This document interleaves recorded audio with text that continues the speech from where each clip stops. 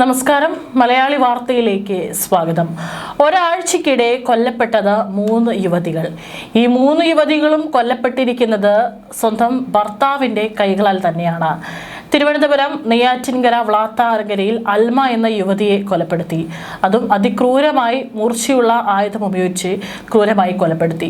രണ്ടാമത് തൃശൂർ പൊന്നാനിയിൽ ഒരു യുവതിയെ കഴുത്ത് ഞെരിച്ച് കൊലപ്പെടുത്തി കടപ്പുറത്തെ മണലിൽ കുഴിച്ചുമൂടി. അതും സ്വന്തം ഭർത്താവ് തന്നെ. ഏറ്റവും ഒടുവിലായി റിപ്പോർട്ട് ചെയ്യപ്പെട്ടതും ഇത്തരത്തിൽ തൃശൂർ ആനാക്കിൽ തന്നെ ഒരു യുവതിയെ ഭർത്താവ് ഇത്തരത്തിൽ കഴുത്ത് ഞെരിച്ച് കൊലപ്പെടുത്തി. ഒരാഴ്ചക്കിടെ കേരളത്തിൽ റിപ്പോർട്ട് ചെയ്യപ്പെട്ടിരിക്കുന്നത് 3 യുവതികളുടെ മരണം, അതും ഭർത്താവിൻ്റെ കൈകളാൽ. ഇതിനെല്ലാം തന്നെ ഏറ്റവും പ്രാഥമികമായിട്ടുള്ള കാരണം എന്ന് പറയുന്നത് ഭാര്യയുടെ മേലുള്ള സംശയം, അതിനെ തുടർന്നുണ്ടായ പല തർക്കങ്ങളുമാണ് ഇത്തരത്തിൽ അതിക്രൂരമായ കൊലപാതകങ്ങളിലേക്ക് ഈ ഭർത്താക്കന്മാരെ നയിച്ചിരിക്കുന്നത് എന്നാണ്. പലപ്പോഴും ഒരു കാലത്ത് തുടർച്ചയായി റിപ്പോർട്ട് ചെയ്തതായിരുന്നു സ്ത്രീധന പീഡന മരണങ്ങൾ. സ്വന്തം ഭർത്താവോ അല്ലെങ്കിൽ ഭർത്തൃ വീട്ടുകാരോ ഇത്തരത്തിൽ വിവാഹം കഴിച്ചെത്തിയ സ്ത്രീകളെ പണത്തിൻ്റെ പേരിലും സ്വർണത്തിൻ്റെ പേരിലും അല്ലെങ്കിൽ അവരെ മറ്റേതെങ്കിലും തരത്തിൽ അധിക്ഷേപിച്ച് ഒന്നെങ്കിൽ അവരെ ആത്മഹത്യയിലേക്ക് തള്ളിവിടുകയോ അല്ലെങ്കിൽ ഭർത്താവിൻ്റെ മർദ്ദനത്താൽ അല്ലെങ്കിൽ ഭർത്താവ് കൊലപ്പെടുത്തിയോ യുവതികൾ മരണപ്പെടുന്നത് ഒരു സ്ഥിരമായ സംഭവമായിരുന്നു. പക്ഷേ ഇപ്പോൾ പല കാര്യങ്ങളും പറഞ്ഞ് ചോദ്യം ചെയ്ത് സംശയം ഊതി വീർപ്പിച്ച് പിന്നീട് അതൊരു കൊലപാതകത്തിലേക്ക് കലാശിക്കുന്നതും ഏറെ ഞെട്ടലുണ്ടാക്കുന്ന കാര്യമാണ്. ഏതായാലും രണ്ടാമത് സംഭവിച്ചിട്ടുള്ള പൊന്നാനി ബീച്ചിൽ യുവതിയെ കൊലപ്പെടുത്തിയ സംഭവത്തിൽ ഇപ്പോൾ ഭർത്താവിനെ പൊന്നാനി കോടതി റിമാൻഡ് ചെയ്തിരിക്കുകയാണ്. പൊന്നാനി രായൽ മരയ്ക്കാർ വീട്ടിൽ മുഹമ്മദിനെയാണ് റിമാൻഡ് ചെയ്തിരിക്കുന്നത്. ഇവിടെ ഈ പ്രതിയുടെ പ്രായം വെറും 24 വയസ്സ് മാത്രമാണെന്ന് ഓർക്കണം. പുനർഗേഹം ഭവന സമുച്ചയത്തിലെ ഫാത്തിമയാണ് ഭർത്താവ് മുഹമ്മദ് ഷാൾ കഴുത്തിൽ മുറുക്കി കൊലപ്പെടുത്തിയത്. ഇവിടെ ഫാത്തിമയ്ക്ക് പ്രായം 23 വയസ്സ്. ഭാര്യയിൽ അവിഹിത ബന്ധം സംശയിച്ചുണ്ടായ വാക്ക് തർക്കമാണ് കൊലപാതകത്തിലേക്ക് നയിച്ചത്. ബുധനാഴ്ച പുലർച്ചെ 2ഓടെയാണ് ഫാത്തിമയെ കൊലപ്പെടുത്തിയത്. സംഭവത്തിന് ശേഷം രക്ഷപ്പെട്ട മുഹമ്മദിനെ പിന്നീട് ബുധനാഴ്ച ഉച്ചയ്ക്ക് തന്നെ പരപ്പനങ്ങാടി റെയിൽവേ ട്രാക്കിന് സമീപത്ത് നിന്നാണ് പോലീസ് കസ്റ്റഡിയിലെടുത്തത്. അറസ്റ്റ് രേഖപ്പെടുത്തിയ ശേഷം ഇൻസ്പെക്ടർ കെ സതീഷ് കുമാറിന്റെ നേതൃത്വത്തിൽ പ്രതിയുമായി ബീച്ചിൽ തെളിവെടുപ്പും നടത്തി. കൊലപാതകവുമായി ബന്ധപ്പെട്ട മുഴുവൻ വിവരങ്ങളും മുഹമ്മദ് പോലീസിനോട് കാര്യങ്ങൾ വെളിപ്പെടുത്തുമ്പോൾ ഒന്നും തന്നെ കുറ്റബോധത്തിന്റെ യാതൊരു കണിക പോലും പ്രതിയുടെ മുഖത്തുണ്ടായിരുന്നില്ല എന്നുള്ളതും അത്ഭുതപ്പെടുത്തുന്ന കാര്യമാണ്. ഫാത്തിമയുടെ പിതാവും അയൂബ് നാട്ടുകാരും തെളിവെടുപ്പിനിടെ പ്രതിക്ക് നേരെ ആക്രോശിച്ചെത്തിയതോടെ പ്രതിയുമായി പോലീസ് പെട്ടെന്ന് തന്നെ മടങ്ങേണ്ടി വന്നു. ഫാത്തിമയെ കൊലപ്പെടുത്തിയ ശേഷം 3/4 മണിക്കൂറോളം മുഹമ്മദ് തന്റെ 4 മാസം പ്രായമായ കുഞ്ഞിനെയും പിടിച്ച് മൃതദേഹത്തിന് അടുത്തിരുന്നു എന്നുള്ള വളരെ നടുക്കുന്ന ഒരു കാര്യം കൂടി പ്രതി സമ്മതിച്ചിട്ടുണ്ട്. വെറും 4 മാസം മാത്രമാണ് പ്രായമെന്ന് ഓർക്കണം. കുഞ്ഞ് കരയാൻ തുടങ്ങിയതോടെയാണ് പിന്നീട് പുനർഗേഹം ഫ്ലാറ്റിലേക്ക് പോകാൻ ഒരുങ്ങിയത്. അതുവരെയായിട്ടും ആരും ശ്രദ്ധിച്ചില്ല എന്നുള്ളതുകൂടി, അതായത് അപ്പോൾ പെട്ടെന്നൊന്നും ആളുകൾക്ക് എത്തിപ്പെടാൻ പറ്റുന്ന ഒരു സ്ഥലമായിരിക്കണം എന്നില്ല. അപ്പോഴാണ് മൃതദേഹത്തിനടുത്തേക്ക് ഈ കുറുക്കന്മാർ വരുന്നത് കണ്ടത്, ഒരു സന്ധ്യയായി തുടങ്ങിയപ്പോൾ. ഇതോടെ കുഞ്ഞിനെ കടൽ തീരത്ത് കിടത്തി മണൽ നീക്കി ചെറിയൊരു കുഴി ഉണ്ടാക്കി മുഹമ്മദ് മൃതദേഹം അതിലിട്ട് മൂടുകയായിരുന്നു. തൊട്ടടുത്ത് കിടന്നിരുന്ന പായ മുകളിൽ വിരിക്കുകയും ചെയ്തു, ആർക്കും സംശയം തോന്നാതിരിക്കാൻ.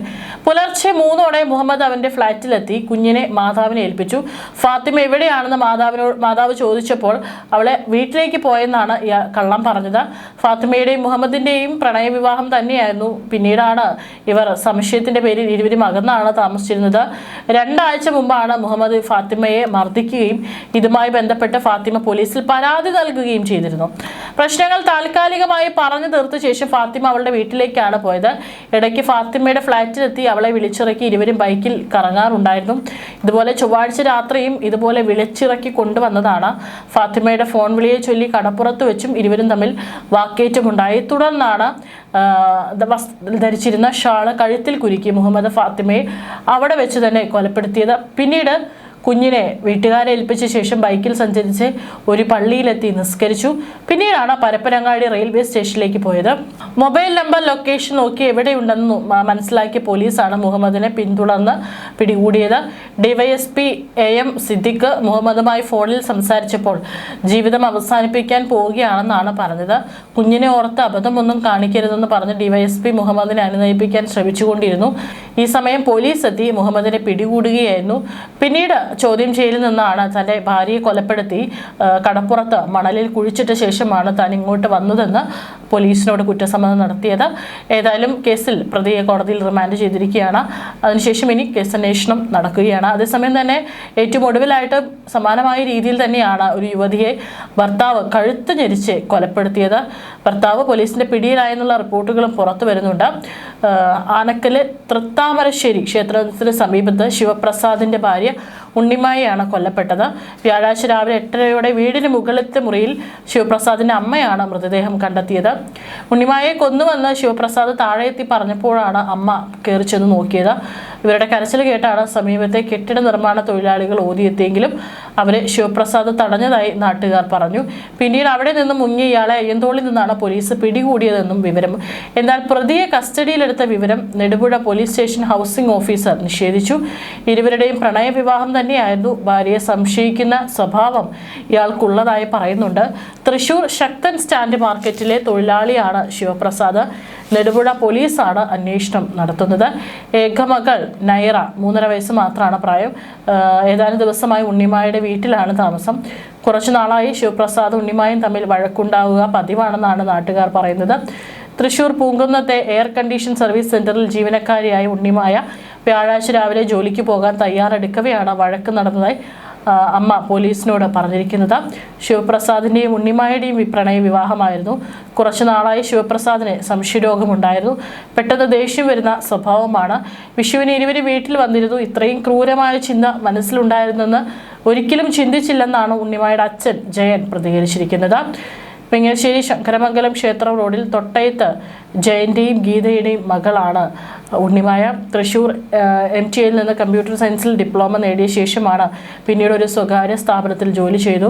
തൃശൂർ മാർക്കറ്റിലെ തൊഴിലാളിയാണ് ശിവപ്രസാദ്. 7 കൊല്ലം മുമ്പാണ് ഇവർ വിവാഹിതരായത്. 6 മാസം മുമ്പാണ് കഴുത്ത് ഞെരിച്ചതിനെ തുടർന്നും പരിക്കേറ്റ് ആശുപത്രിയിലും കഴിയേണ്ടി വന്നിരുന്നു. പിന്നീട് ഇരുവരും സ്നേഹത്തിലാവും. ശിവരാത്രി ആഘോഷത്തിനും ആനക്കലിലെ വീട്ടിൽ യുവതിയുടെ മാതാപിതാക്കൾ പോയിരുന്നു. വിഷുവിനും സ്വന്തം വീട്ടിലെത്തി അവിടെ കുറച്ചു നേരം താമസിച്ചതിന് ശേഷമാണ് പിന്നീട് മടങ്ങിയത്. അപ്പോഴൊന്നും തന്നെ ഇത്തരത്തിലുള്ളൊരു പ്രശ്നങ്ങൾ ഉണ്ടായിരുന്നതായി റിപ്പോർട്ട് ചെയ്തിരുന്നില്ല. ശിവപ്രസാദ് ഇടയ്ക്കിടെ മൊബൈൽ പരിശോധിക്കും. കുറച്ചു നാൾ മുമ്പ് ശിവപ്രസാദ് ഉണ്ണിമായുടെ മൊബൈൽ വാങ്ങിവെച്ചിരുന്നു. അതിനാൽ അമ്മയുടെ മൊബൈലാണ് ഉപയോഗിച്ചിരുന്നതെന്നും ഇപ്പോൾ മൊഴി നൽകിയിട്ടുണ്ട്. ഏതായാലും ഇവിടെയും ഒരു സംശയത്തിൻ്റെ പുറത്താണ് അത് ചെറിയ ഒരു പ്രശ്നം പിന്നീട് അത് വലുതായി ഒരു തർക്കത്തിൽ കലാശിക്കുകയും പിന്നീട് അത് കൊലപാതകത്തിൽ കലാശിക്കുകയും ചെയ്തിരിക്കുന്നത്. വെറും 3 വയസ്സ് മാത്രം പ്രായമുള്ള ഒരു കുട്ടിക്കാണ് ഇവിടെ തൻ്റെ അമ്മയെ നഷ്ടമായത് എന്ന് ഓർക്കണം. പൊന്നാനിയിൽ നടന്ന സംഭവത്തിലാണെങ്കിൽ വെറും 4 മാസം പ്രായം മാത്രമാണ് ആ കുഞ്ഞിനുള്ളത്.